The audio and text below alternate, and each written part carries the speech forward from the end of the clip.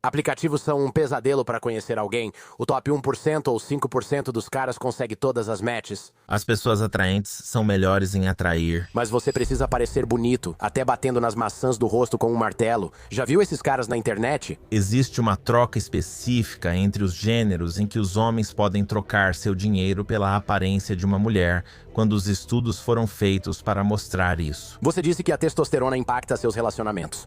A testosterona varia muito dentro de uma pessoa, dependendo de... Você disse que valor como parceiro não está relacionado à compatibilidade. Vamos supor que sua esposa seja um 8 e você seja um 6. Desculpe, caras sarados. Na verdade, eu não estou muito animado para falar sobre tudo isso, porque não sei se você sabia disso.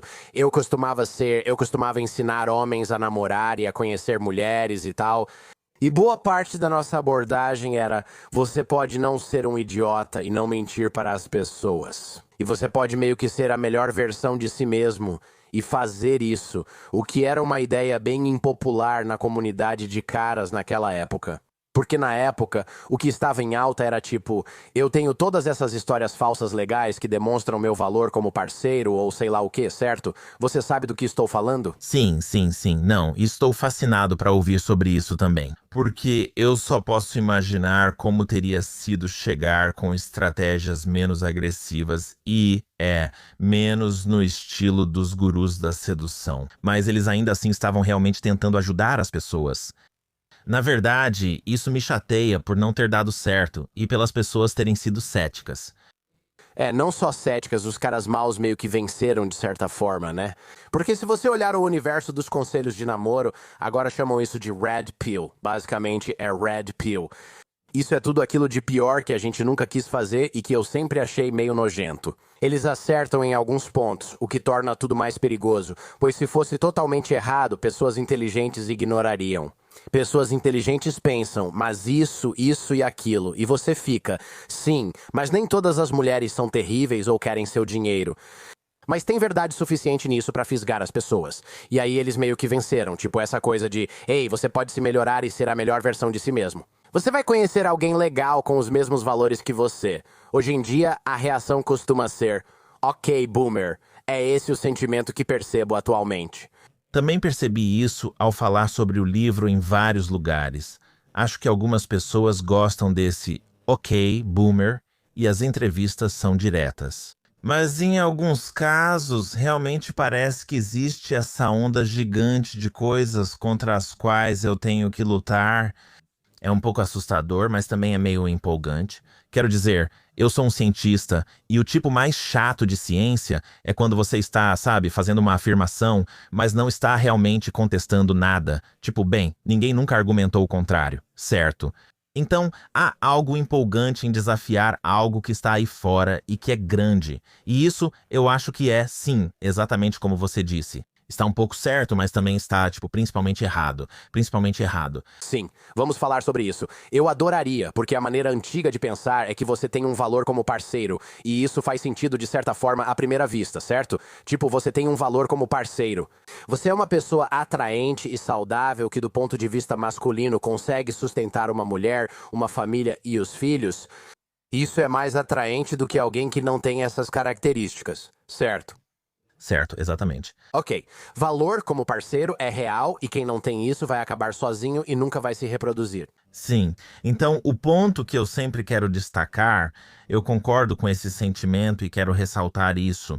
Para que essas coisas sejam verdadeiras, elas realmente dependem disso. Chamamos de consenso, ou seja, as pessoas precisam concordar que outras pessoas possuem determinada coisa.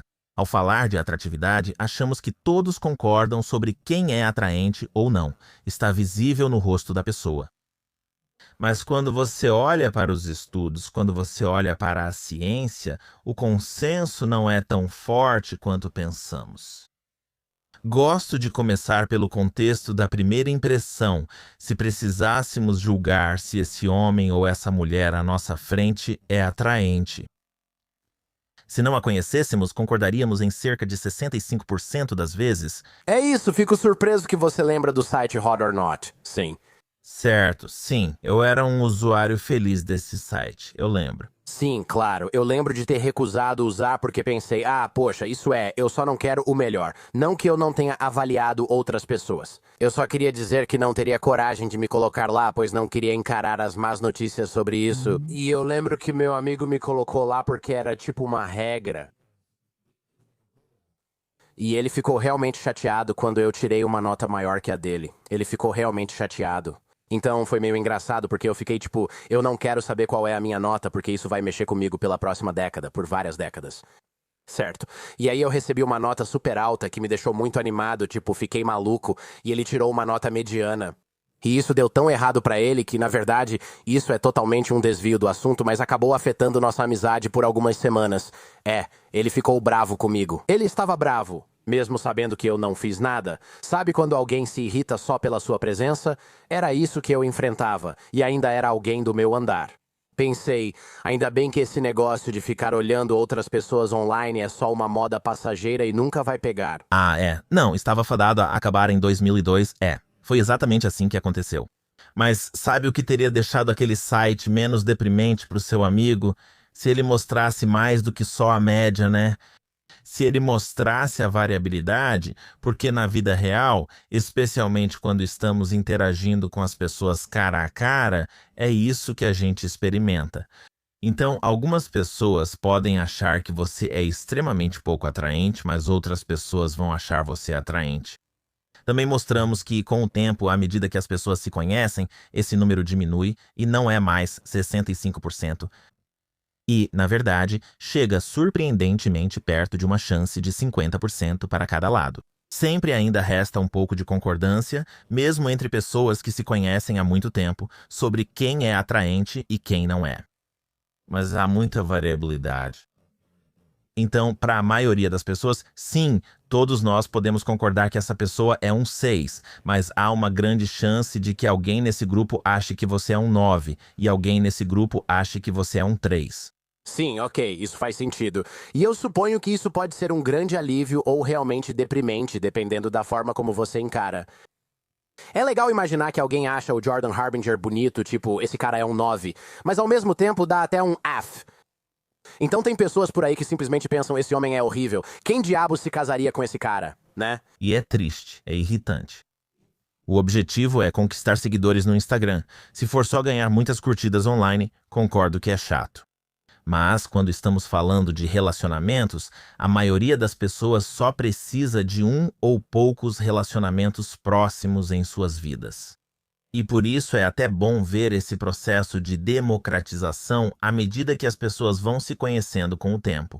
Significa que, se você estiver no contexto certo por tempo suficiente, isso dará certo para muitos de nós. Me preocupa que esse seja o raciocínio simples que esquecemos. Você está certo. Quero dizer, quando eu estava aprendendo todas essas coisas sobre mulheres, porque eu queria melhorar minhas chances de ficar com mais de 0 delas na minha vida. Mais de 0. Quero dizer, isso é realmente profundo, mas continue. Certo?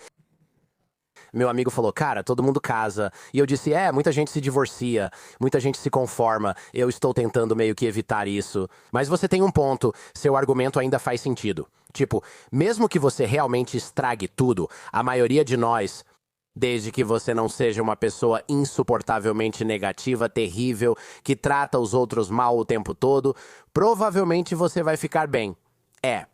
Quero incentivar as pessoas a serem gentis, não terríveis.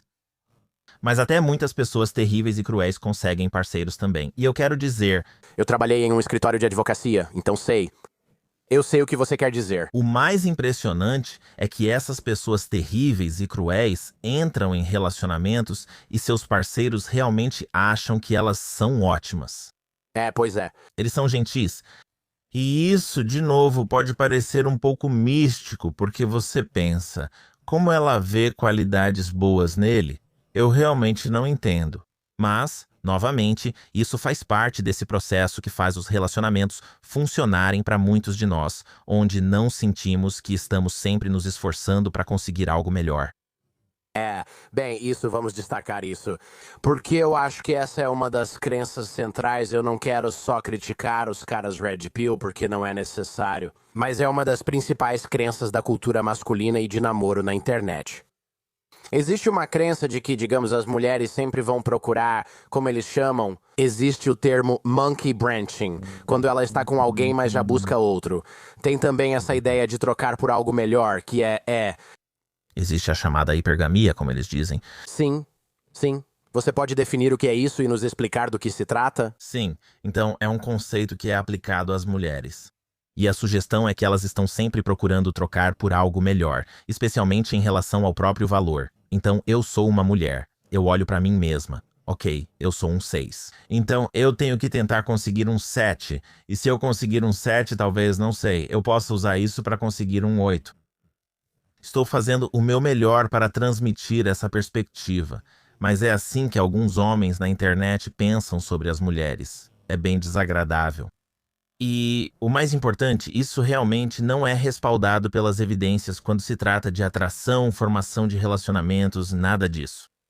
As pessoas, na verdade, não prestam atenção nenhuma para coisas como: qual é o seu valor como parceiro em relação ao meu? Sim, pessoas atraentes chamam mais atenção, mas ninguém fica tentando trocar por alguém melhor à medida que conhecem outras pessoas com o tempo.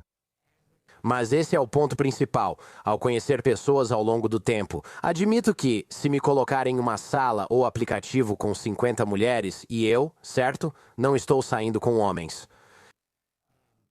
Eu simplesmente vou procurar pelas 5 ou 10 mais atraentes, porque eu preciso filtrar por alguma coisa no primeiro segundo, certo? Então é isso que eu procuro. Mas se eu estiver em uma sala com essas 50 mulheres e tivermos que trabalhar juntas em um projeto, aquelas que escolhi inicialmente, tem que haver um jeito de fazer esse experimento, certo? Mas as que eu teria escolhido inicialmente, provavelmente, eu aposto que muito poucas delas continuariam entre as pessoas com quem eu mais gostaria de estar por perto na maior parte do tempo. Só por quê? Porque essas duas coisas iriam se sobrepor quando eu começo a perceber, tipo, a Sharon é muito, muito, muito engraçada, e eu simplesmente, minha barriga dói de tanto rir. Eu rio muito do que ela faz e fala, e essa aqui é muito talentosa. A voz dela é realmente atraente. Nem sabia que gostava disso. É só isso. E aí eu penso, por que escolhi a garota bronzeada antes? Era só pelo bronzeado? Isso não importa mais. Agora eu vejo isso.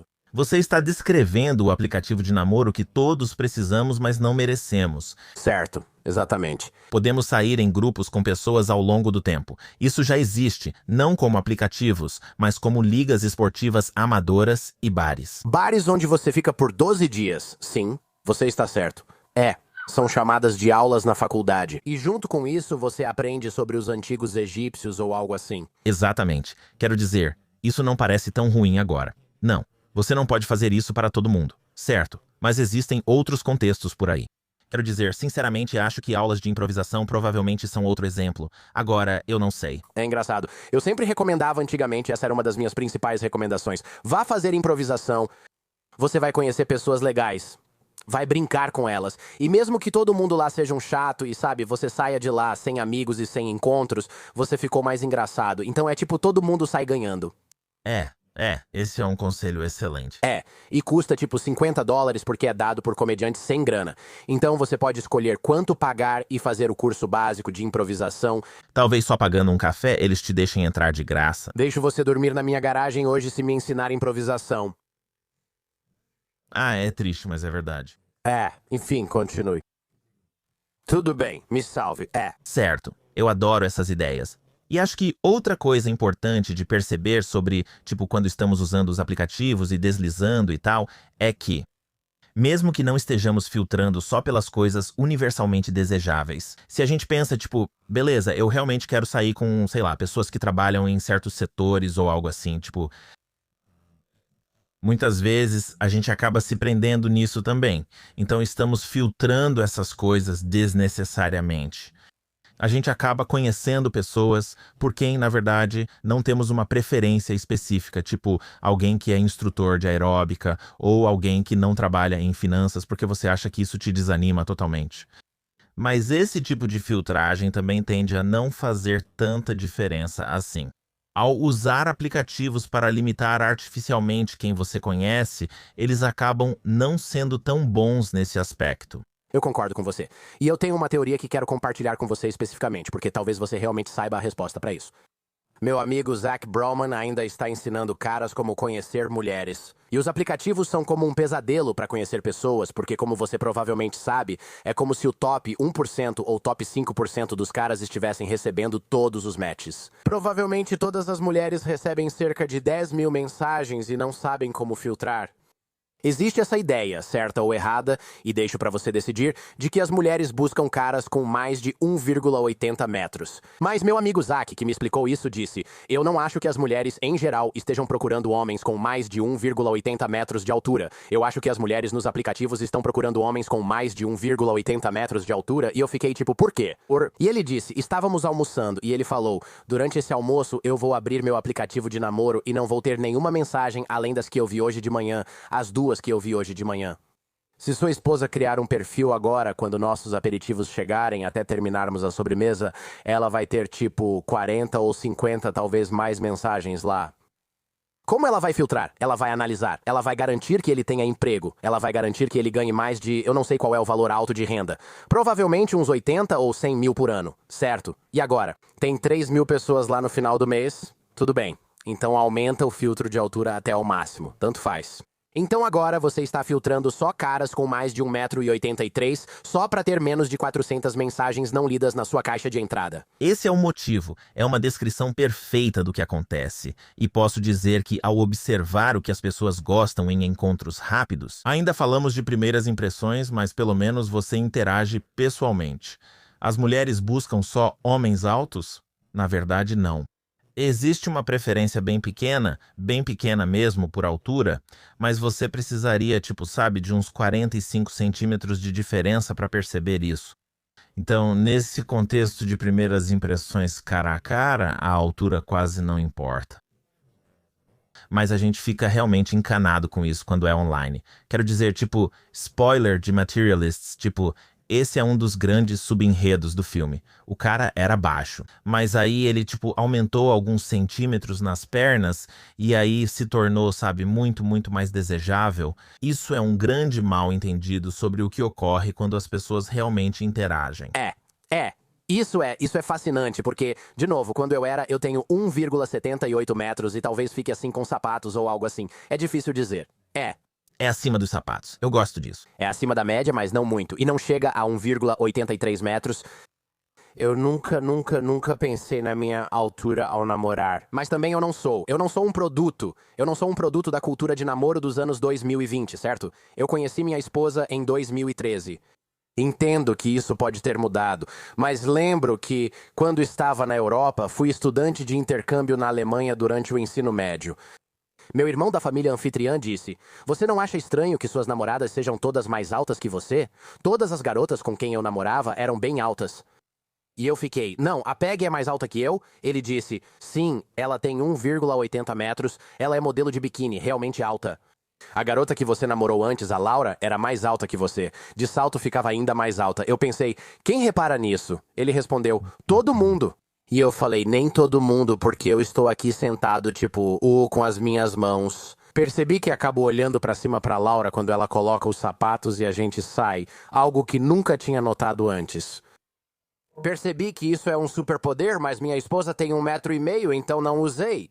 Era realmente um superpoder, porque lembro dos caras perguntando à garota comigo: por que você está com esse baixinho? E eu pensava: engraçado, ele acha que sou baixo.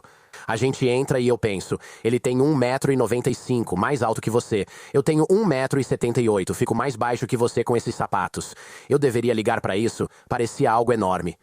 Mas agora isso virou quase uma patologia, cara. Você vê esses caras que têm 1,78 m indo pra Turquia pra quebrar as pernas só pra poderem ter 1,85 m.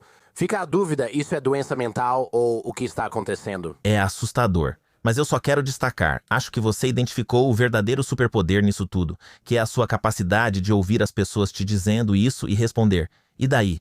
Eu deveria me importar com isso? Pois é. Não sou coach de relacionamentos, mas começaria por aí se fosse. Porque eu acho que muito do que os homens, e as mulheres também, tenho certeza, vivem por aí vem dessas pressões estranhas, onde a vida online está invadindo a nossa vida offline e fazendo a gente se preocupar com coisas que nunca teríamos nos preocupado antes. E quando estamos interagindo com outras pessoas cara a cara, a gente tende a focar nas coisas certas. A gente foca em como eu me sinto perto dessa pessoa. Eu estou rindo? Isso mesmo. Ela parece ser empolgante e conta histórias envolventes, mas também como eu me sinto em relação a mim mesmo. Ela me faz sentir pequeno? Ou a confiança dela me influencia? Acho que as pessoas fazem isso bem. Só me preocupo quando o que ocorre fora da internet afeta o online. Sabe, não é só online, quero dizer, hoje em dia é mais online mesmo. Mas vou te contar, em que ano foi isso? 2003 aproximadamente, talvez 2000 algo assim. A gente se mudou para uma casa nova em Ann Arbor. E não era uma casa nova. Era uma casa velha, caindo aos pedaços, para ser claro. Mas era uma casa onde eu nunca tinha morado antes. E a gente mexeu em alguma coisa e encontrou um diário num canto. E eu pensei, a gente tem que ler isso com certeza. Porque são pensamentos privados de alguém e a gente não tem respeito nenhum. E era um diário de uma garota de uma sororidade. E foi uma das coisas mais fascinantes que já li na minha vida, especialmente naquela época, porque lembro de várias anotações sobre como essa mulher adorava ir a essas festas de fraternidade e ela se conectava com um cara, mas ele era baixo. As colegas da sororidade dela falavam, você precisa namorar alguém mais alto que ele. Ela ficava bem chateada ao pensar, estou me conectando com esses caras, mas todos são mais baixos do que os caras com quem eu supostamente deveria sair. E ela falava, não ligo, mas se namorar um desses caras, nunca vou parar de ouvir comentários das outras garotas. Por isso tenho que namorar caras altos. Mas todos que conheci até agora foram idiotas e blá blá blá. Achei fascinante porque pensei, o quê? Quem criou isso? É a coisa mais idiota para se preocupar. Só ignore o que os outros dizem. Acho que por não ser legal o bastante para integrar uma fraternidade, eu não tinha ideia da pressão que essa mulher sofria das irmãs da irmandade dela na época. Sabe, era como se ela simplesmente não pudesse fazer isso. Não era permitido. Ela não podia namorar caras baixos de quem ela gostava. Ponto final. Isso é uma droga? E olha, isso é verdade em qualquer contexto. As pessoas ao seu redor realmente importam. É importante que as pessoas sintam que quem está por perto apoia o relacionamento delas. Esse é só mais um daqueles achados clássicos da ciência. As pessoas se sentem melhor em seus relacionamentos quando seus amigos são solidários. E quando seus amigos gostam do seu parceiro e gostam de vocês juntos. Muitas vezes, podemos usar isso para o bem, mas aqui estamos realmente capturando o lado negativo dessa experiência, especialmente quando você está cercado por um grupo mais amplo. Quero dizer, ela provavelmente não é exatamente amiga de todas essas pessoas, mas mesmo assim, elas têm uma grande influência sobre a vida dela. Então, quero dizer, eu costumo destacar a importância dos grupos e que, sabe, as pessoas podem apresentar pessoas umas às outras, e é justamente aí que a mágica acontece. Mas, sabe, essa história também serve como um bom lembrete, existem desvantagens reais, especialmente quando é um grupo maior.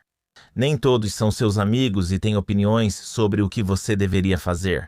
Eu penso nisso agora como adulto, e não consigo deixar de pensar que essas outras mulheres da Irmandade, elas não se importam se ela está feliz. Elas não ligam pra isso. É o que menos importa pra elas. O que elas realmente se importam, certo? O que elas se importam é, olhem para as garotas do nosso clube. Isso reflete em nós. Todas estão namorando o tipo certo de cara, na nossa opinião. Eu não me importo se ele trai ela ou se não quer sair com ela, e ela gosta do outro cara da outra fraternidade que é baixo demais. A gente quer que pareça de um jeito específico nas fotos. É só isso que me importa.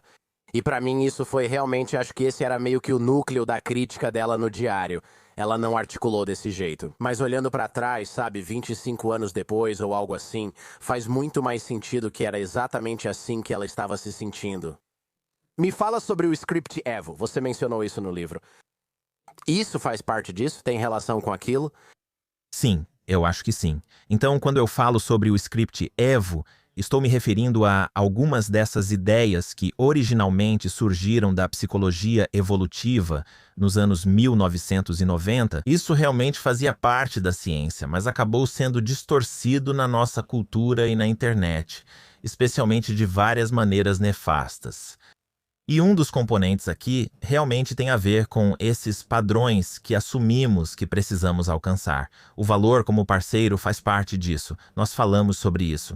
Você sente que precisa ser um 8 ou um 9 para que alguém preste atenção em você. E a única maneira de chegar lá é se envolver em atos radicais de autoaperfeiçoamento, o que pode ser muito, muito desmoralizante para muitas pessoas. Muitas dessas questões também se relacionam ao gênero. E, sabe, a fase inicial da psicologia evolutiva realmente tinha muitos componentes ali que eram sobre como homens e mulheres são diferentes, como suas preocupações são diferentes, como seus desejos e vontades são diferentes. Existem muitos aspectos da vida em que homens e mulheres diferem bastante. Mas o que temos visto na ciência mais recente da atração é que, novamente, quando você se afasta dessas pressões mais amplas, ao observar o que as pessoas realmente gostam ao se encontrarem pessoalmente, não vemos grandes diferenças de gênero. Isso é verdade até mesmo com coisas que parecem obviamente relacionadas ao gênero, como o potencial de ganhos e ambição. Com certeza, é mais importante para um homem ser ambicioso do que para uma mulher, certo? Mas o que a gente realmente vê é que, quero dizer, isso surpreende algumas pessoas. Mas quando os homens conhecem mulheres ambiciosas, eles tendem a gostar mais delas do que das mulheres menos ambiciosas. Não é isso que me dizem nos comentários do Instagram. Exatamente, exatamente. No Instagram, onde as mulheres são bem ambiciosas. Mas deixando essa ironia de lado, um, aquele pequeno impulso que você recebe em relação ao seu apelo por parecer um pouco mais ambicioso, parecer que você tem a vida sob controle, está presente tanto para homens quanto para mulheres. E eu acho que o fato de as mulheres dizerem em pesquisas que se importam mais com potencial de ganho e ambição do que os homens, não reflete suas experiências reais de atração. Acho que esse é um ótimo exemplo de como existem diferenças de gênero em relação ao que as pessoas pensam, mas não quando se trata do que realmente atrai as pessoas. Isso é muito interessante. Não esperava por isso. Me explica como internalizamos parte desse roteiro do ego na sociedade moderna. Acredito que isso vai contra a evolução humana, a ciência e não traz benefícios, pois está errado. Sim, eu acho que um dos maiores problemas é essa ideia de que precisamos nos tornar atraentes para estranhos. Que, sabe, temos essa ideia de que para ter sucesso no jogo do acasalamento você precisa sair por aí e atrair pessoas do zero, certo? Dar a cantada perfeita para fisgar alguém ou simplesmente, sabe, ser excepcionalmente atraente e muito bonito e deixar que venham até você, eu acho. Mas o que isso ignora é que uma parte fundamental da forma como evoluímos como humanos foi nesses pequenos grupos sociais. Então, se imaginarmos viver na savana há 150 mil anos ou 500 mil anos, provavelmente você vivia em um grupo de talvez 50 pessoas. Quero dizer, mais ou menos, poderia ser 30, poderia ser 70, mas não era tão grande assim. Podem haver outros grupos próximos de tamanho parecido que você provavelmente conhece. Mas agora vamos apenas fazer as contas de quantas pessoas têm mais ou menos a sua idade, quantas pessoas são do gênero que você prefere e quantas pessoas ainda não têm um parceiro. Ah, sim. É um número bem pequeno. Mas pelo menos o que você tem a seu favor é que vai conhecer essas pessoas com o tempo. E esse é o contexto que moldou a forma como pensamos sobre nós mesmos e sobre parceiros românticos. Esse dilúvio de desconhecidos que enfrentamos hoje em dia, como se tivéssemos sido preparados e informados, tipo, essa é a forma para a qual evoluímos, atrair desconhecidos, mas não era assim. Poucas pessoas têm essa habilidade moderna, por isso me preocupo bastante. Esse é um ótimo ponto. Poucas pessoas têm essa habilidade moderna que antes não era necessária. Eu assisti a um documentário. Tem um fã do programa que apresenta esse show na França, onde ele vai e vive com tribos que não falam inglês nem francês e não têm tecnologia moderna. Tipo, ele é deixado no meio do deserto na Tanzânia e anda por 2 dias, e aí ele encontra uma tribo não contatada, ou sabe, alguma tribo que está lá, e ele simplesmente fica com eles e vive lá por algumas semanas. É realmente incrível. E uma das coisas que ele mencionou, que acho que você talvez tenha abordado de forma parecida no seu livro, ou talvez eu tenha lido isso em outro lugar, é que as tribos são pequenas, certo? Talvez haja cerca de 120 pessoas vivendo em uma aldeia cercada por estacas para manter o gado dentro. E quando você quer se casar, a maneira de fazer isso é ou você casa com alguém dentro desse pequeno círculo. Ou então você está caçando e encontra outros caçadores de outra aldeia que fica tipo a 10 milhas ou 5 milhas, ou seja lá a distância. E você fala, ei cara, você conhece alguma garota da minha idade que não seja casada? E eles respondem, sim minha irmã. E você diz: se você pegar aquele leão, eu te apresento. Beleza. E é tipo: ei, conheci esse cara no meio da savana. Ele matou um leão. Ele tem uns 15 anos igual a gente. Ele devia vir conhecer meu pai e trazer leite de cabra. Esse é o jogo. Sabe, eu até faço um experimento mental assim no livro, onde falo que sim, é importante conhecer pessoas através de redes, mas às vezes parece que suas redes secaram e não tem opções. Aí você tem que cair na estrada. E eu adoro esses estudos. Agora, esse é o trabalho que os antropólogos fazem. Eu sou psicólogo, não antropólogo, mas adoro o trabalho deles. Eles analisam justamente esses grupos vizinhos, como você descreveu. E, novamente, esses grupos são tão pequenos que não é incomum perguntar: ok, quem está ali, sabe, na adolescência tardia procurando um parceiro? Ops, nesse grupo temos 5 caras e uma mulher. E então 4 caras ficam sobrando, eles pegam a estrada. E eles, sabe, podem viajar juntos, mas ficam atentos onde a balança pende para o outro lado. Onde tem mulheres solteiras? Vamos tentar nossa sorte em outro lugar. Eu meio que adoro isso. Eu adoro essa ideia de que sim, a gente tem essa capacidade de buscar novos horizontes. E uma coisa legal sobre os humanos é que isso também não é restrito a um sexo. Se você olhar para os outros primatas, geralmente é só um gênero que se desloca. Depende se machos ou fêmeas tendem a se mover. Entre humanos, em grupos de caçadores-coletores, às vezes os homens partem e, em algumas ocasiões, há mais mulheres. E as garotas comentam entre si: ouvimos falar que há caras bonitos a uns 160 quilômetros a oeste. Isso vai levar alguns dias, mas é hora de ir. Bem, isso foi quando fui para a faculdade. E, na verdade, um exemplo ainda melhor. Quando me mudei para Nova York, quase todo mundo lá é de fora. Não todo mundo, mas muita gente. E é como se você pudesse conversar com alguém. Você chega pra pessoa e pergunta: ei, o que te fez se mudar pra cá? E para os caras, muitas vezes é tipo: ah, consegui um emprego aqui. Ok. Depois da faculdade, muitas mulheres que moravam em cidades pequenas tinham curiosidade de saber como era viver aqui. Lendo nas entrelinhas, você morava numa cidade pequena e ou casava com um namorado desde o 8º ano, ou precisava ir para outro lugar para ver o que mais existia, pois era a sua chance. Agora você trabalha como recepcionista na rádio via satélite Sirius XM e conhece vários famosos, empresários e pessoas assim. E eu me lembro de uma moça, ela era recepcionista lá, e eu a encontrei anos depois em Los Angeles, na rua, em Hollywood. Ela disse: Jordan Harbinger, que mundo pequeno. E nós estávamos conversando e ela disse: eu estou aqui porque minha amiga com quem me mudei para Nova York se casou. E eu vou deixar o nome dele fora disso. Mas o noivo é uma celebridade da lista A e eles vão se casar. O casamento é neste fim de semana. Então estou aqui por isso. E eu lembro de pensar: uau, seu plano realmente funciona. Funcionou totalmente. Era uma garota de uma cidade pequena no interior do estado de Nova York, tipo Schenectady ou algo assim, certo? Ela vai e casa com esse cara super famoso.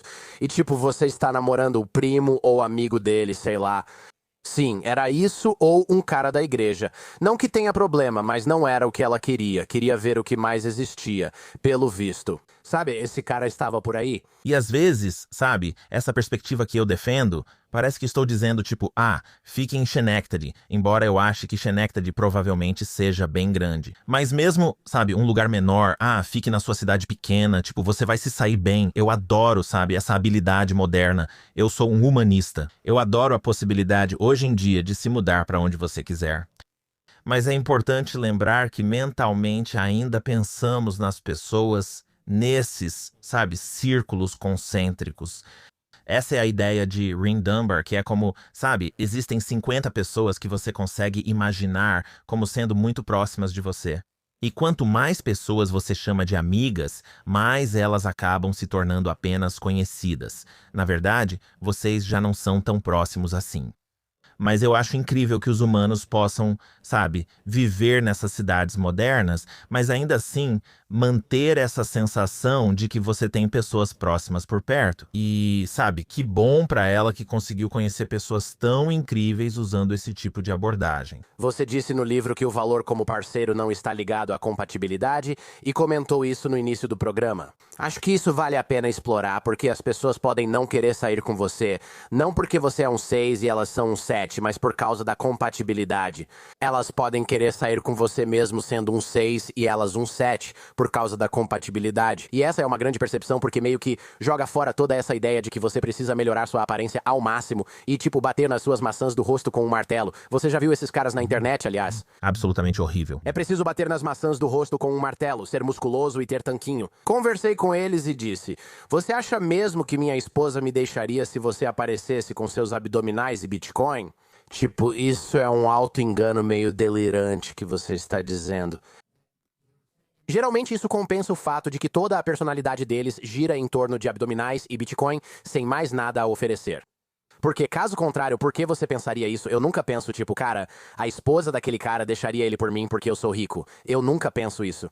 Isso não me passa pela cabeça fora do contexto de usar como exemplo para esse podcast. Sabe, essa é a primeira vez que eu ouço alguém chamar isso de auto-engano. Mas é claro, é exatamente isso. É, claro que é isso mesmo.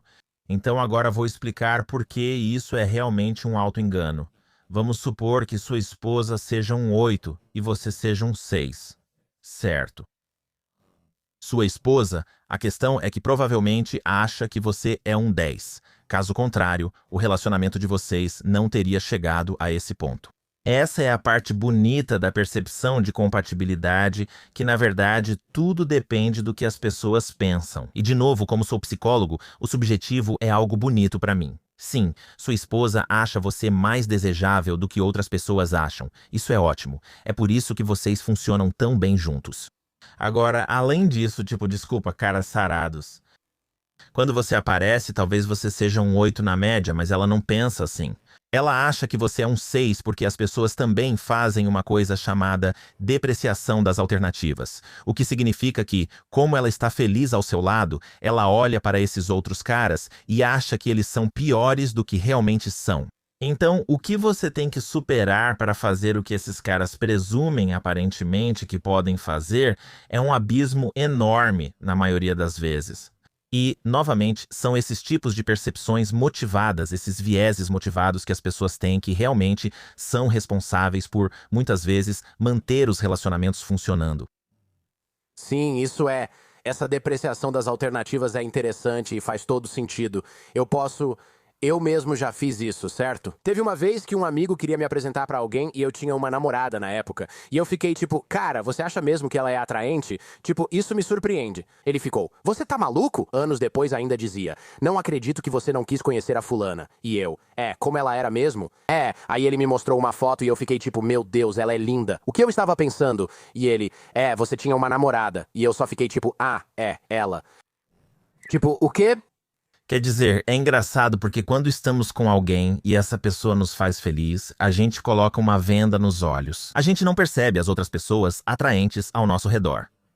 Em alguns casos, como o seu, talvez você acabe se arrependendo dessa decisão depois. Tudo bem. Sou feliz no meu casamento, mas é engraçado porque o Adam sempre fala: o Jordan gosta de mulheres feias, ou não gosta de mulheres bonitas, porque a mulher que ele me mostrou era objetivamente. Não sei o que eu estava pensando. Acho que eu estava completamente apaixonado pela Erika, ou seja lá quem fosse na época em que eu estava namorando, porque, sei lá, cara, ainda me culpo por isso. Talvez. Digo, a gente faz isso de várias outras formas também. Então, em relacionamentos já estabelecidos, sabe, todo mundo tem qualidades negativas, certo? Todo mundo é um pouco bagunceiro ou, sabe, às vezes fica um pouco estressado demais. Todos nós temos problemas, mas nossos parceiros românticos, não é que eles não reconheçam esses problemas, mas eles têm maneiras de colocá-los numa caixinha. Seu amigo pode ter pensado, por que você está com Erika? Ela é sempre tão estressada.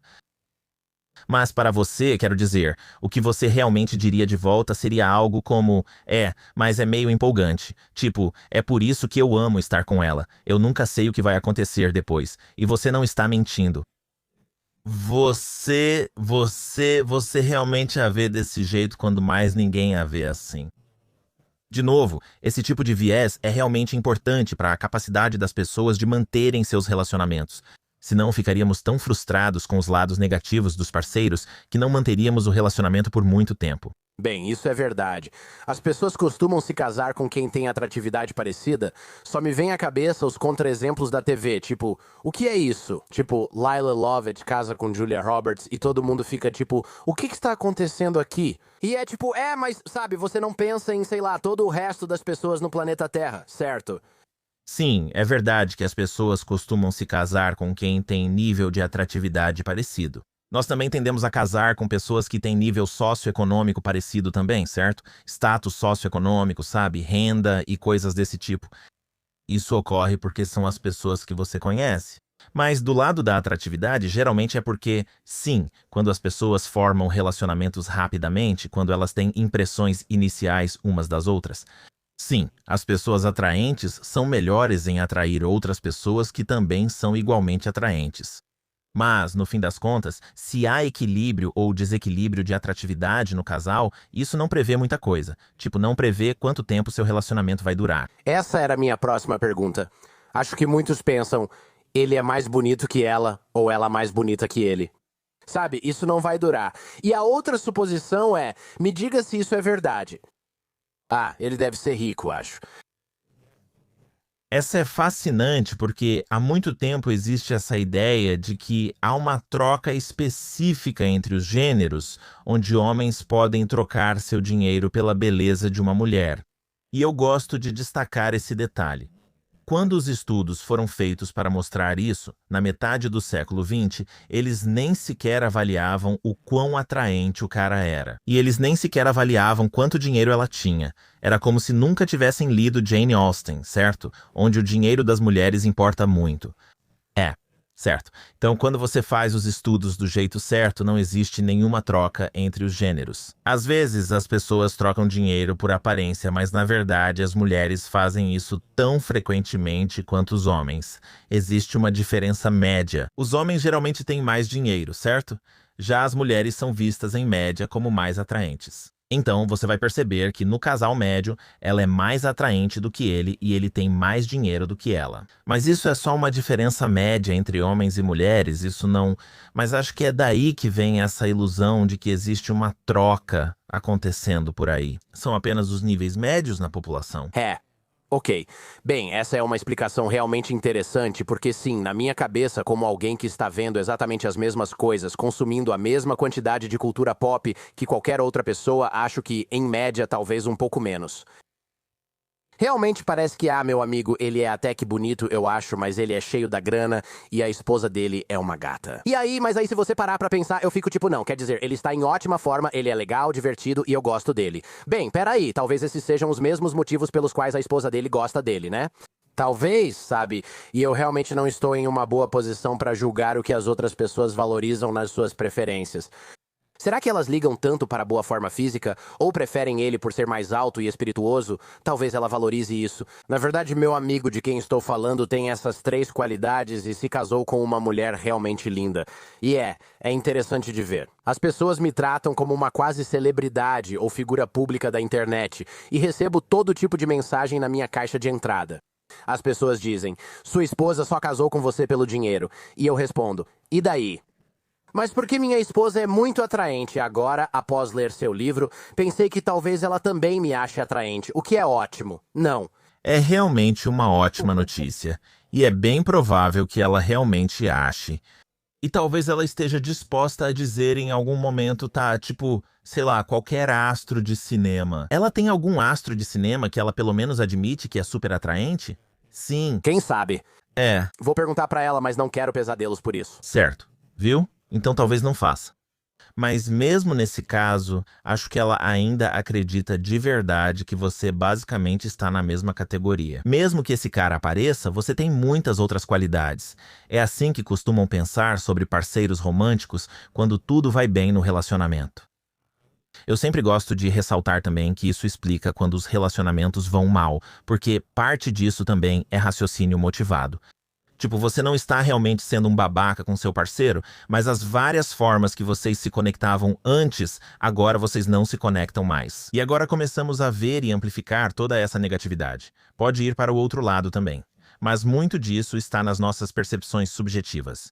Me fale sobre bem, na verdade, antes de continuarmos. Essas coisas meio que... Me corrija se eu estiver errado aqui. Tudo isso meio que se aplica principalmente ou até mesmo somente às sociedades ocidentais, porque eu estou pensando e me escuta aqui. Estou pensando no exemplo em que, digamos, você está em uma sociedade islâmica e é tipo, você vai se casar com esse homem de 50 anos quando você tem 25 porque ele é meu primo de terceiro grau e é esse homem que estou apresentando a você. Se não gostar dele, meu outro amigo que é professor, você também pode se casar com ele. Todos têm quase 50 anos e eu tenho 22, mas preciso me casar com um deles. Tipo, isso não é realmente a escolha da mulher. Acho que o meu ponto é que a mulher não está necessariamente exercendo sua escolha sobre quem é atraente e interessante para ela. Sim, esse é um ponto importante. E você realmente vê grandes diferenças culturais em, sabe, quão comum é ver casamentos arranjados, casamentos onde há muita participação dos pais, em contraste com o que muitas vezes chamamos de casamentos por amor. Tipo, as pessoas podem decidir livremente. Mas aqui está um ponto-chave. Eu acho que quando pensamos em casamentos arranjados, meio que pensamos na forma que você acabou de descrever, mas na verdade esse não é o jeito mais comum que isso acontece. Sério, Ok. geralmente você pode pensar nisso como um envolvimento intenso dos pais. Os pais vão te apresentar para várias pessoas, mas normalmente você ainda tem bastante controle sobre se quer ou não que isso continue. Você está recebendo diferentes opções de pessoas para considerar. E o ponto principal é este. Se olharmos apenas nessas culturas, sabe, culturas onde isso é comum, a diferença entre o quão felizes as mulheres são quando estão em um casamento por amor versus quando estão em um casamento, entre aspas, arranjado, não é muito grande. Mas onde você vê a diferença é quando você pergunta a elas: quanto controle você teve sobre a pessoa com quem se casou? Seja casamento arranjado ou por amor, se as mulheres sentem que tiveram controle, elas ficam muito satisfeitas.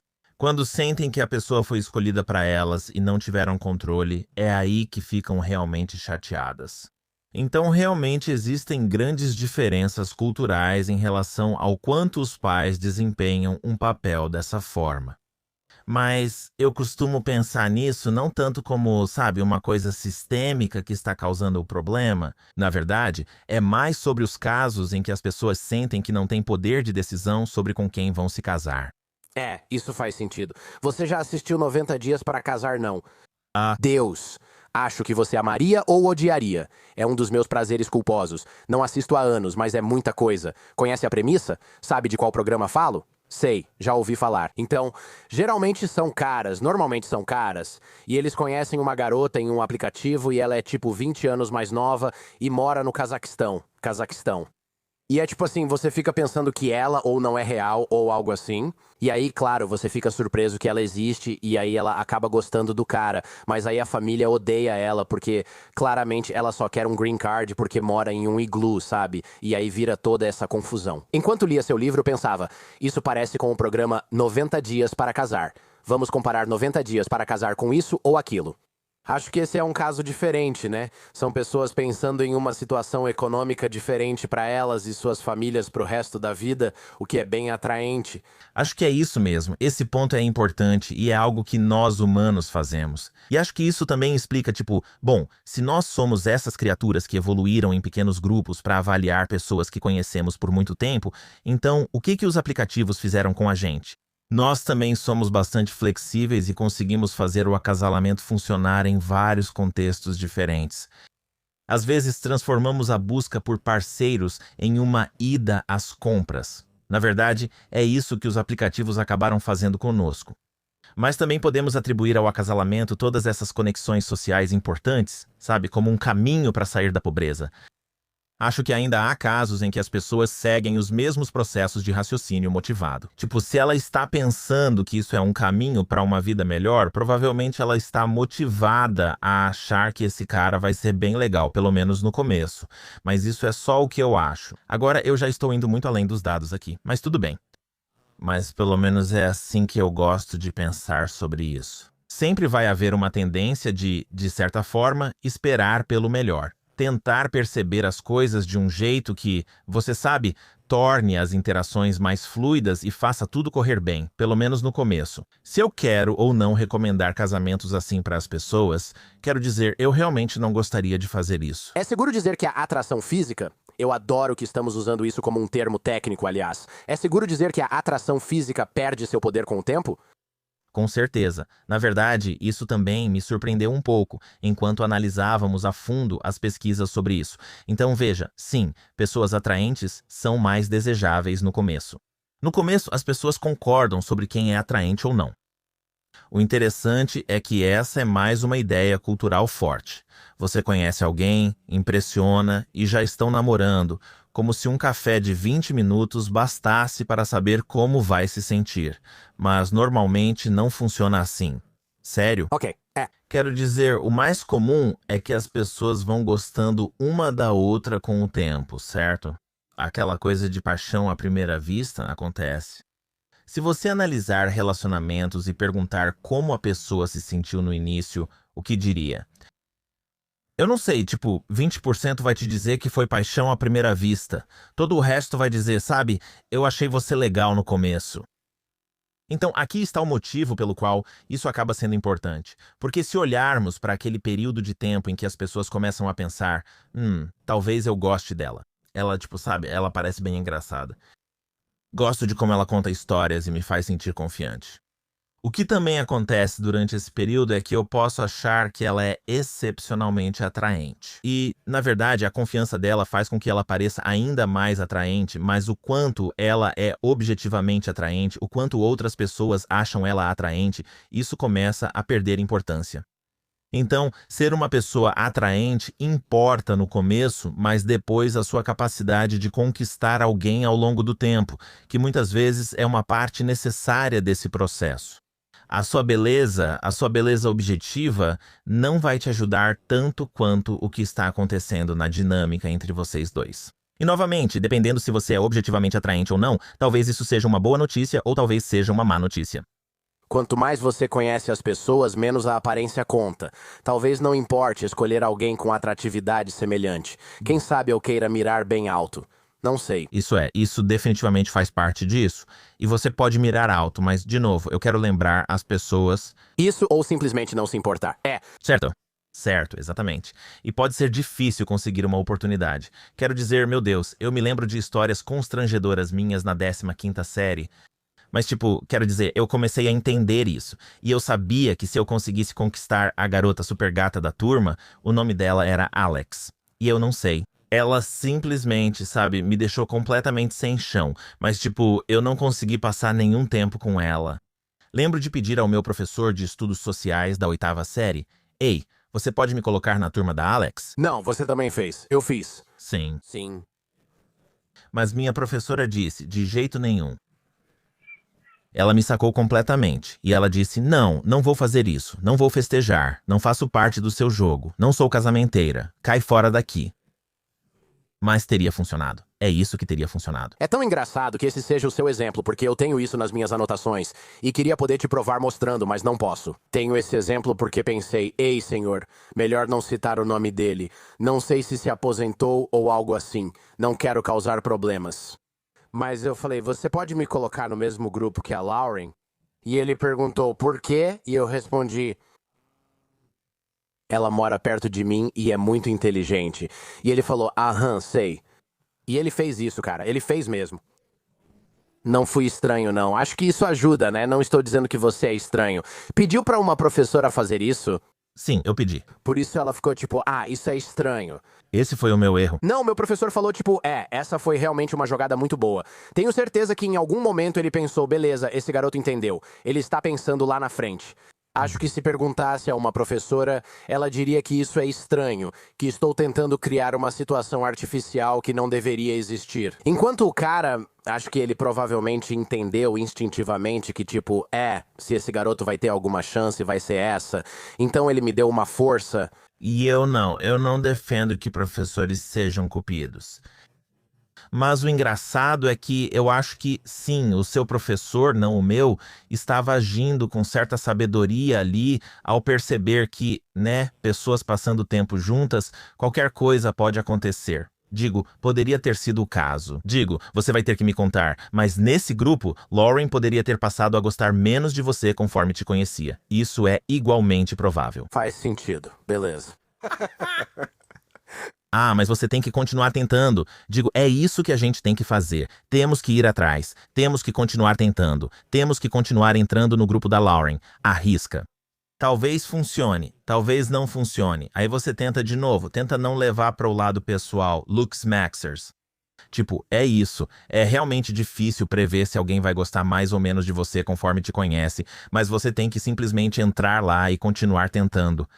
Sobre quem acredita em namorar alguém do grupo de amigos, ser amigo antes do namoro funciona melhor ou pior? Porque, pelo que a ciência que você está explicando diz, isso deveria funcionar melhor. Certo? Sim. Historicamente, tem sido muito bem sucedido. Na verdade, ainda é bem comum. Eu sei que a gente pensa que o namoro online dominaram tudo. O namoro online é o mais comum, mas mesmo assim, ainda existem muitos relacionamentos que começam com amizade, tipo amigos apresentando amigos. Mesmo alguns dos relacionamentos que começam no namoro online é assim. Você conhece a pessoa online e aí vocês viram meio que amigos por um tempo antes de realmente ficarem juntos. Então, enfim, existem várias formas de isso acontecer. Mas quando eu defendo que as pessoas namorem dentro de grupos de amigos, existem alguns detalhes importantes nisso. Uma delas é que, pelo menos para heterossexuais, é importante que esses grupos sejam de gêneros mistos.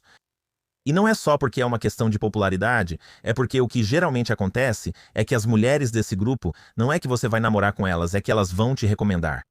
Elas vão te conhecer bem e depois vão te recomendar para as amigas delas ou para as amigas das amigas. Às vezes as conexões podem ser um pouco distantes, mas é por isso que você começa com um grupo de amigos misto e as coisas vão se desenrolando a partir daí. Eu não sei quando foi a última vez que você assistiu ao filme Quatro Casamentos e um Funeral. Já faz um tempo, É exatamente isso que ocorre no filme. Um grupo central de amigos de gêneros mistos que não estão namorando entre si, mas eles vão se ramificando. E conforme se ramificam, as pessoas acabam se aproximando. Ah, eu acho que isso é uma demonstração perfeita dessa ideia. Uau, eu realmente não. Eu nunca, na verdade, namorei alguém que fosse amigo primeiro. Isso nunca aconteceu comigo, sabe? Eu sempre era do tipo que saía com alguém e tentava ficar ou transar com a pessoa dependendo da minha idade. Certo. E aí começava. E depois disso eu começava a namorar. Normalmente não começava a namorar e só depois ficava com a pessoa. Era assim, ou eu começava, eu só ficava várias vezes com a pessoa e nunca chegava a namorar, aí simplesmente acabava, sabe? Fiz tudo meio ao contrário e queria perguntar sobre isso, porque basicamente tive relações sexuais numa idade apropriada, começando na faculdade. E aí era assim, ou isso virava alguma coisa ou não virava. Eu acho que muitas vezes o que as pessoas fazem é isso, tem uma tendência de olhar para a cultura do sexo casual e pensar, ah, isso é terrível. Mas eu acho que muitas vezes, de novo, quando é totalmente consensual, são pessoas tentando entender, tentando descobrir como se sentem em relação uma à outra. Muitas vezes as pessoas não sabem o que sentem. Elas ficam juntas e, se for bom, pensam, vamos fazer isso de novo. E se não for bom, pensam, talvez mais uma vez ou talvez não. Acho que muito disso era tipo, Jordan não tem coragem de fazer o que ele realmente quer. Então vamos beber demais. Ela também vai beber demais ao mesmo tempo. Aí a gente fica junto e depois é tipo, e aí, foi legal? Foi, vamos fazer de novo. Beleza, ótimo. Agora eu não preciso estar bêbado da próxima vez, já quebramos o gelo. Isso é bem interessante. É mais ou menos assim. Tipo, a redução das inibições é o que supera as preocupações iniciais. Quero dizer, acho que é por isso que, especialmente, os mais jovens têm mais tendência a fazer isso. Mas às vezes, quando pensamos em começar como amigos. Tipo, é tentador pensar, ah, vocês são melhores amigos há muito tempo, e de repente alguma coisa acontece. Mas quero dizer, olha, isso acontece. Mas pense mais como se vocês estivessem apenas na órbita um do outro. Mas talvez vocês só tenham passado tempo juntos a sós por um total de 45 minutos, mas você ainda chamaria essa pessoa de amigo, certo? Pode ser alguém com quem você mandaria mensagem ou, sabe, antigamente, há uns 30 anos, alguém para quem você ligaria. Acho que é isso. Essa também é uma maneira útil de pensar sobre como isso acontece, e às vezes é simplesmente uma questão de conhecer alguém em vários contextos diferentes. Digo, você já teve aquela experiência de tipo, se eu vejo essa pessoa no corredor do meu dormitório, eu digo oi. Mas se eu vejo essa pessoa no supermercado, eu paro e converso com ela. porque é meio interessante e empolgante ver essa pessoa em um contexto diferente tantas vezes. É daí que vem isso. Já te vi em 4 contextos diferentes e conversamos de formas distintas nesses lugares. Sinto que estou começando a te conhecer. E isso pode ser o que dá início a tudo. É curioso você mencionar isso. Foi um dos primeiros conceitos que criei com meus amigos no ensino fundamental ou no início do ensino médio, quando tentávamos entender as garotas. E meu amigo falou: beleza, eu gosto da Meg. E eu vi a Meg antes em um jogo de futebol. E tipo, ela olhou pra mim e eu disse oi. E fui apresentado pelo Mark. E aí hoje eu vi ela no centro de Birmingham. E eu vi ela e ela me viu. E então, tipo, eu realmente não falei nada pra ela. Você chama ela e Daniele, depois convida eu e o Jordan e a gente fica lá em casa. Vai ser a 3ª vez, então meio que estávamos ficando. E por algum motivo, ver as pessoas em lugares diferentes, várias vezes, em contextos diferentes, é algo bom pra atração. A gente não entendia muito bem o que estava fazendo, mas meio que percebeu isso. Tipo, eu acredito firmemente que a teoria média dos relacionamentos da geração X, criada no final dos anos 90, é melhor do que quase tudo que existe online hoje em dia. E eu não acho que isso seja um viés por causa da minha idade. Mas olha, eu espero que as pessoas ouçam essa história, especialmente os mais jovens de hoje, e que eles pensem: é isso que a gente faz. Tipo, existe esse estereótipo horrível sobre como os jovens namoram hoje em dia, como se todos estivessem só no celular, e na verdade, não é isso que a gente faz. A gente faz exatamente o que você descreveu. Eu não sei ao certo, mas espero muito que o jovem médio de 21 anos hoje ouça o que você acabou de descrever e diga: é isso mesmo, é isso que faço e que tentamos aqui. É como um leve trabalho de casamenteiro para amigos e conhecidos, algo maravilhoso. Vamos derrubar alguns tabus, já meio que destruímos um, que é aquela ideia de que mulheres namoram homens ricos, ou desculpa, que mulheres namoram homens ricos ou homens que ganham mais. Mas também é verdade que mulheres ricas namoram homens ou mulheres que ganham mais namoram homens que ganham menos. Eles são mais difíceis de encontrar, por isso vemos mais mulheres com homens que ganham mais. É questão de probabilidade. E sobre a ideia de que mulheres namoram homens mais velhos, já vi casos em que não é assim, mas entre minhas amigas parece mais comum. Isso é real ou apenas viés de amostra? Ok, é absolutamente verdade que, em média, se você olhar para os casais, o homem é mais velho que a mulher. E vou ser sincero com você aqui. Na verdade, acho que esse é um dos mistérios duradouros que a gente só entende pela metade, ok? Porque a gente olha para essa diferença média de idade, e ela está presente em todos os países do mundo onde foi medida, ela varia. Pode ser tipo 2 anos aqui e 7 anos ali, mas você sempre vê essa diferença média. Agora, já houve alguns estudos de primeiras impressões, onde você observa: ok, mas por quem as pessoas se sentem atraídas? Por quem somos atraídos?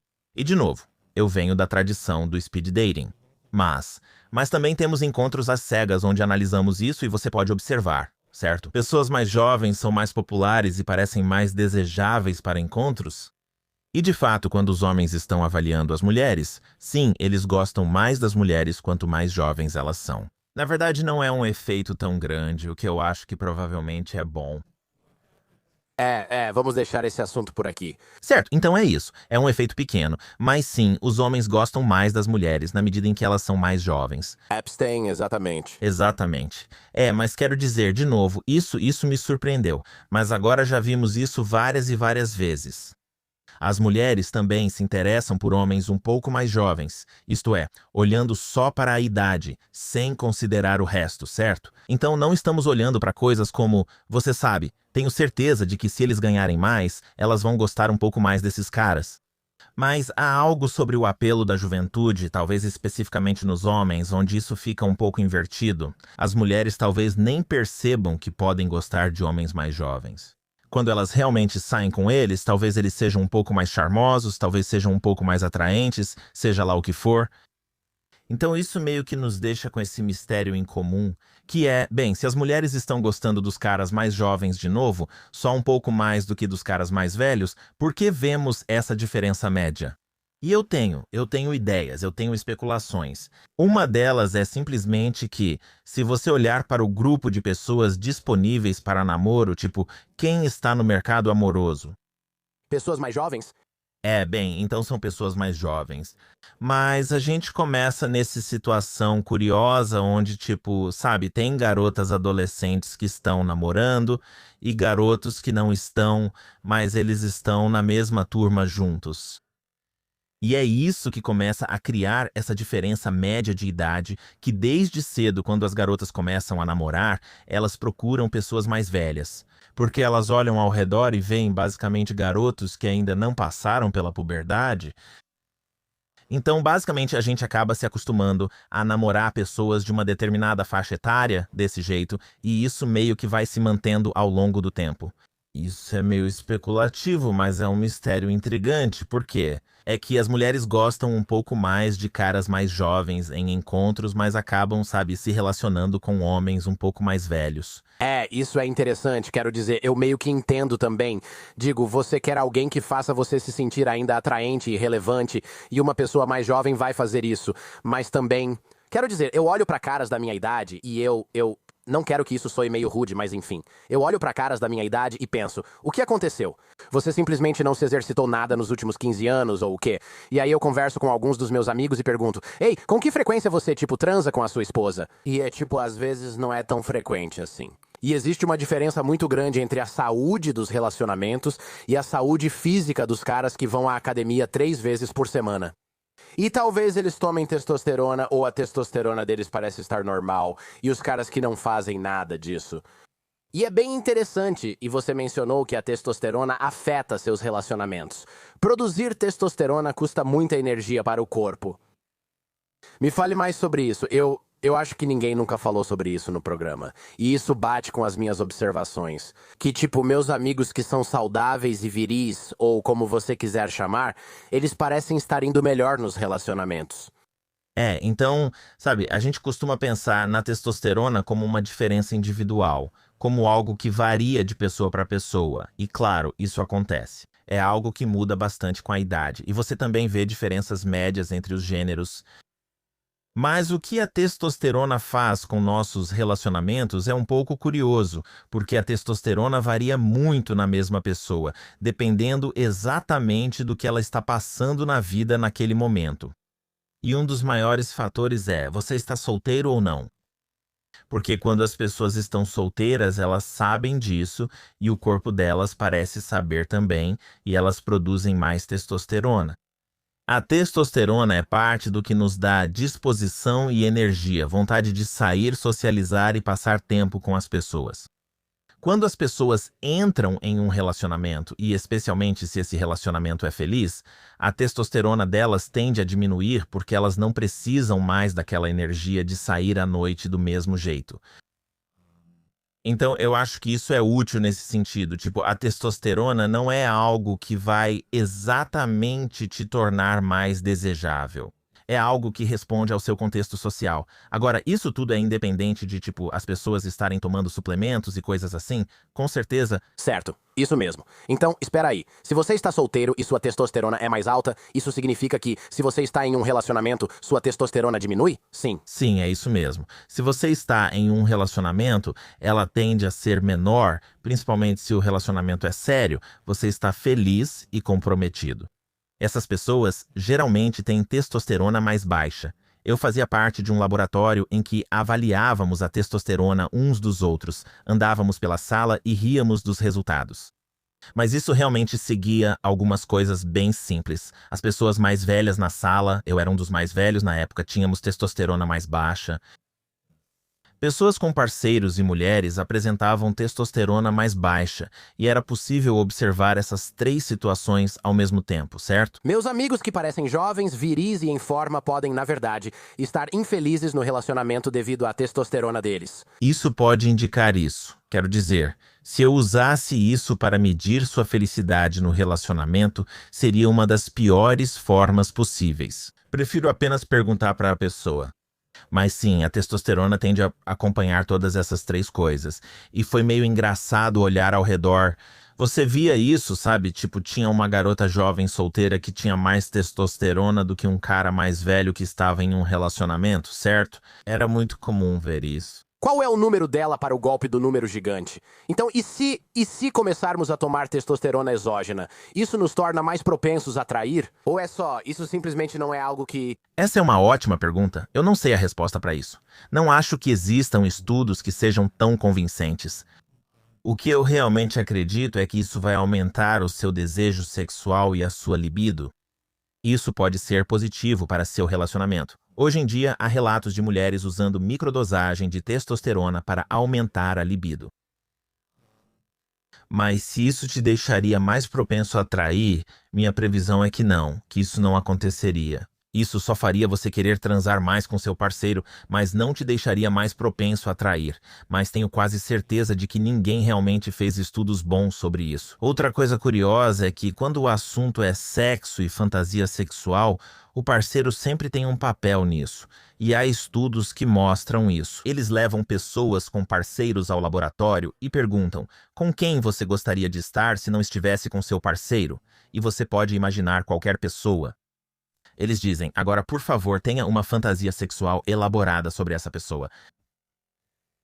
E o que eles mostram é que, se você fizer isso, sim, você vai sentir mais desejo sexual pela pessoa sobre quem acabou de ter uma fantasia sexual, mas também vai sentir mais desejo sexual pelo seu parceiro ao mesmo tempo.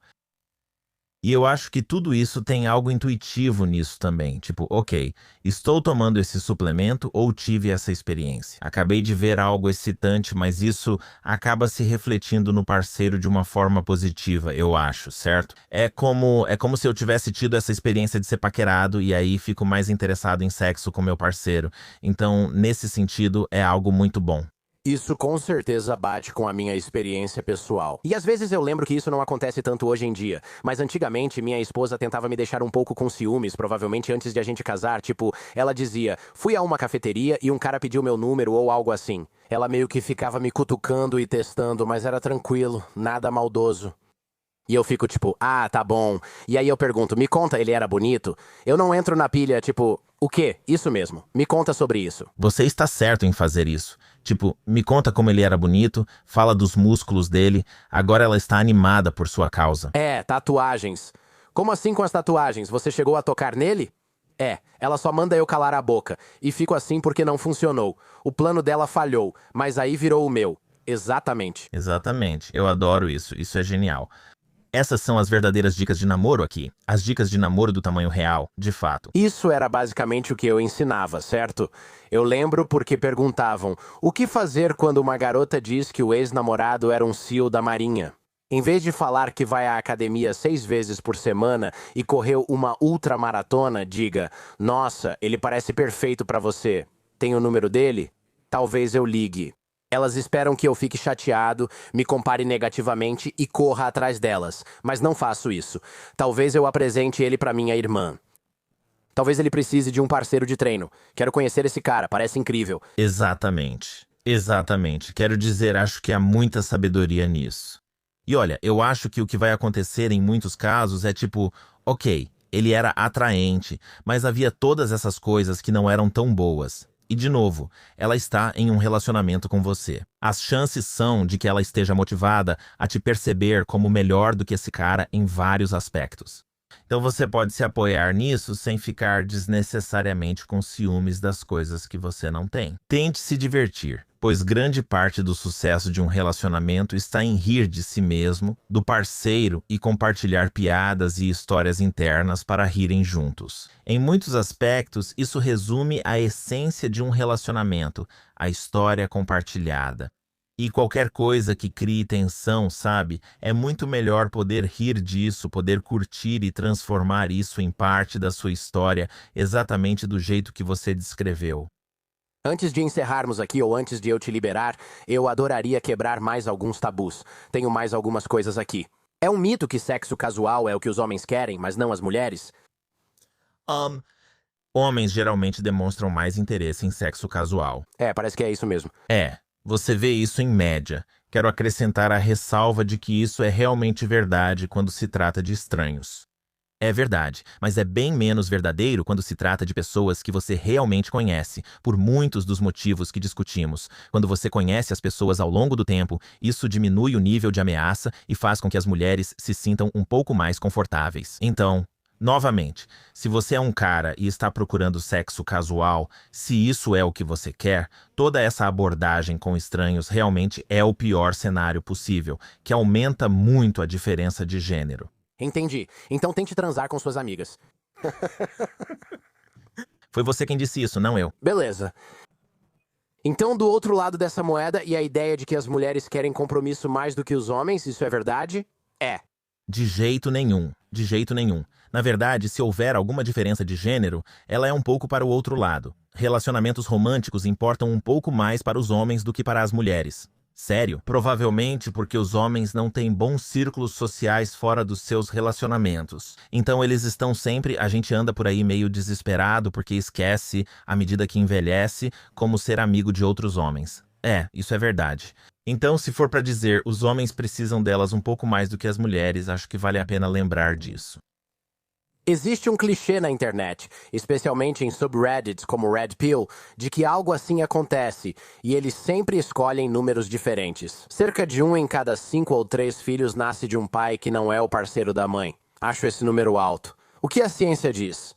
Fico feliz que você tenha perguntado isso. Essa é chocante. A resposta é 1%. 1%. Assim é melhor. Sim, e eles fazem isso com esses estudos genéticos fascinantes. E eles voltam bem antes do controle de natalidade com esses estudos. E eles verificam se, basicamente, se o seu cromossomo ISME corresponde à pessoa que compartilha seu sobrenome, assumindo que o sobrenome é passado pela linha paterna. E em 1% dos casos não corresponde. É uma maneira muito inteligente de registrar a paternidade ao longo dos séculos que essas pessoas criaram. Então 1% bem menos do que nas aves, bem menos do que em outros mamíferos supostamente monogâmicos. Então, sabe, traição acontece, mas não é tão comum quanto pensamos. Deve ter sido um estudo interessante, pois nos Estados Unidos seria preciso controlar questões como a escravidão. Sim. E acredito que o estudo foi feito em outros lugares do mundo, mas esse é um ponto válido. Sim, sim. Porque isso pode ficar meio estranho e desconfortável. E aí você tem que controlar coisas que você nem sabe como fazer isso. Sim, eu não sei. Sim. Isso é complicado. Você disse no livro que pessoas em encontros do Tinder têm mais chance de serem psicopatas. É isso mesmo? Entendi direito? O que significa isso? Sim, é verdade. E eu acho que isso provavelmente acontece porque existem algumas pessoas por aí que, sim, têm níveis mais altos de psicopatia, níveis mais altos de maquiavelismo, certo? Isso significa que a pessoa é muito manipuladora. Sim, aquelas coisas da tríade sombria. Isso mesmo. Exatamente. Então, essas pessoas estão super representadas no Tinder e, provavelmente, em outras plataformas online também. Eles só analisaram o Tinder. Tenho certeza de que não é algo exclusivo do Tinder. As pessoas dizem, graças a Deus sou desequilibrado. Isso não seria Seria tão... engraçado para salvar o dia. Mas sim, é mais provável que eles estejam por aí nos aplicativos. Em outras palavras, usuários de aplicativos costumam ter um pouco mais dessas qualidades que os não usuários. E isso não é só uma questão de tipo, as pessoas que já têm parceiro saíram dos aplicativos, então é só algo pra, você sabe, ficar de olho. Você sabe por que isso acontece? Você explicou isso, perdi essa parte. Desculpa. Sabe, o meu palpite é que se você tem mais dessas qualidades, você meio que encontrou uma forma de usar os aplicativos de um jeito que funciona pra você. Quero dizer, e talvez essas pessoas, se você tem um pouco mais da tríade sombria, tipo, sabe, na verdade, todas essas abordagens que estou recomendando, de você sair com as pessoas cara a cara, se encontrar em grupos, aí as pessoas acabam te sacando. Eles te percebem rápido, então precisa mudar de cidade, a menos que use o Tinder para entrar em outra bolha. Então, de novo, estou meio que supondo, mas seria por aí mesmo, acho que é algo nessa linha. Interessante. O que acha das 5 linguagens do amor? Para quem não conhece, é como escolher uma parte desse diagrama, tipo, você prefere presentes? São atos de serviço que as pessoas preferem, ou é o toque físico ou outra coisa. E é tipo assim, é esse cientista de relacionamentos, e a fama dele é que ele consegue prever se as pessoas vão se divorciar, sabe, anos antes ou algo assim, com base em uma sessão de 2 horas. Tenho curiosidade sobre a opinião de cientistas de verdade sobre isso. Sabe, é tudo meio legal, tipo, eu não sei. Você deve fazer coisas legais para o seu parceiro e deve dizer que o ama. São atitudes sensatas. Mas a ideia de que você tem uma linguagem e precisa que seu parceiro fale essa linguagem, senão vocês nunca vão se encontrar ou se entender, isso simplesmente não é verdade. Não há nada na parte de combinar as linguagens do amor que preveja qualquer coisa. Então, você deve fazer coisas legais para o seu parceiro. Isso é ótimo. Se aprender sobre as linguagens do amor te faz pensar que poderia fazer mais tarefas ou expressar mais apreço, isso é ótimo. Mas a ideia de que estamos explicando compatibilidade dessa forma, não. Isso não é bom. Eu gosto disso. Certo. Bom, por último, mas não menos importante, ok, muita gente está pensando, ótimo. Então, os aplicativos de namoro online limitam arbitrariamente nossas opções. Filtramos por um passeador de cachorro legal, que ganha na casa dos 6 dígitos, é alto e gosta de Metallica. Isso é ótimo, mas acabo com alguém com um ou dois desses traços e fico feliz. Ok, mas onde devo estar? Como eu faço para que o namoro online funcione melhor para mim? Se eu sou, sabe, homem ou mulher? Então, de novo, se você vai continuar usando os aplicativos, e eu entendo porque as pessoas usariam, minha sugestão geralmente é usar menos os filtros. Quando encontrar as pessoas pessoalmente, dê mais chance a elas. Marque encontros rápidos, de 20 minutos encaixando entre outros compromissos. Isso é como, sabe, você está patinando e meio que desperdiçando seu tempo. Prefiro que as pessoas deem a cada pessoa que estejam dispostas a considerar 3 encontros, de preferência em 3 contextos diferentes, para ver como essa pessoa reage em cada um deles. Você pode tentar construir algo junto. Quero dizer, as pessoas, sabe, acho que a gente tende a pensar assim: estou no modo de avaliação, estou tentando descobrir o que eu acho de você. E claro, tem um pouco disso, mas vamos pensar nisso como um processo de construção. Tipo, estamos construindo algo entre nós dois. Um conjunto de histórias, sabe? Um conjunto de piadas internas e outras coisas assim. Se pensarmos um pouco mais dessa forma, acho que todo o processo vai se tornar mais agradável e mais divertido. Paul Eastwick, muito obrigado. Conversa realmente interessante. E eu precisava disso porque, como você pode perceber, estou congestionado e não estou me sentindo bem. E precisava de algo que realmente me animasse. E era exatamente isso. Então, obrigado por participar do programa. Imagina, obrigado por me receber. Se um homem não morou com alguém ou não se casou até os 30 anos, há uma chance em 3 de ele virar dependente químico. Nada é mais perigoso que um jovem sozinho e sem dinheiro. As nações e períodos mais instáveis e violentos da história tiveram uma coisa em comum. Eu acho que a maior ameaça para os Estados Unidos não é a Rússia nem o Partido Comunista Chinês. Somos nós. Eu teria sido mais feliz nos meus 20 e poucos e 30 e poucos anos se tivesse só um menino e uma menina. Nenhum dos crimes é mais ou menos hediondo que o outro. O menino tem 10 vezes mais risco de suicídio futuro que a menina. Se você fosse rastrear o ponto crítico de quando um menino sai dos trilhos e passa a ter problemas na vida adulta, é o seguinte: